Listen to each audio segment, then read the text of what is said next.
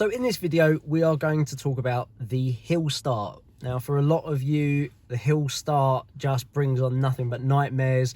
And if you are one of those people, put a comment in the comments section below saying why you have that phobia, because it is extremely common with a lot of learners, and it's something that I guarantee other people will relate to.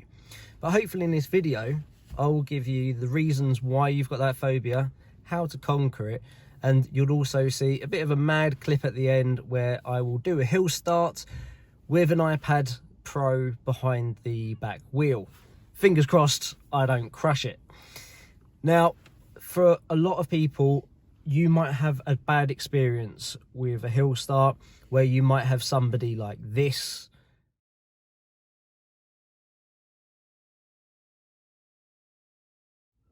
Or are you one of those people that is just frantically hitting things when the engine stalls because you're in a bit of a flurry and a fluster? Now, understanding why a car stalls and how to make a car move is really important when it comes to a hill start. First thing we're going to talk about is a car stalling. Now, if you think of the engine as a spinning top, if it's spinning, it's working, it's keeping its balance, and it's fine. But as it starts to slow down a bit too much, it starts to get a bit wobbly. And then when it slows down a bit more, it topples over and stops. And that is the same as your engine. So what we need to do is keep it spinning. Now, what makes the car move is by bringing the clutch up to the bite point. Introduce the power from the engine to the wheels to make the car move. The higher you bring the clutch, the more power goes to the wheels, so the faster or the more power it has. But when we bring the clutch up to a higher bite point, that means it takes more power from the engine. So how do we sort that problem out? By putting more petrol in. So now we can get a quicker spin on the engine. Now, a lot of you that is watching this is probably thinking, yeah, but my instructor told me to bring my clutch up to the bite point and then put the gas in.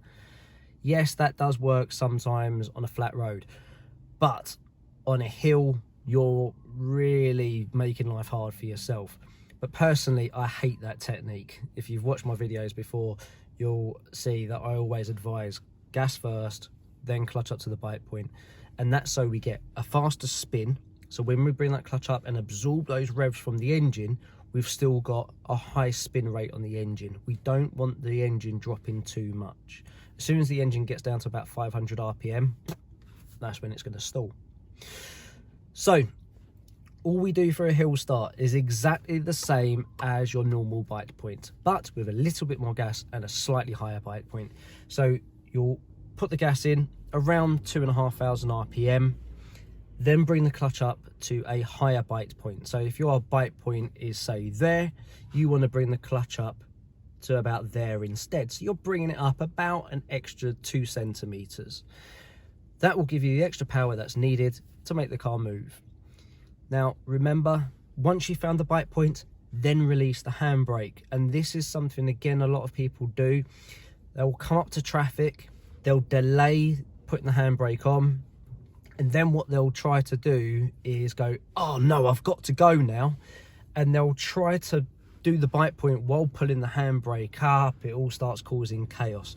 So as soon as you have stopped on a hill, handbrake on, then find your bite point, then release the handbrake. Makes your life a lot easier. So now you'll see how it's done. Okay, so as you can see, I've got the iPad behind the rear wheel. My clutch goes down into gear, get my revs up. I want at least 2,000 RPM. I'm going to put 2,200 in just to be safe. I bring my clutch up to that high bite. You can see how the tyre squats. I check, and then I pull away. And that is all it is. So I hope that video has helped, and I look forward to seeing you in the next video. And as always, put a comment in the comment section below if you need any help.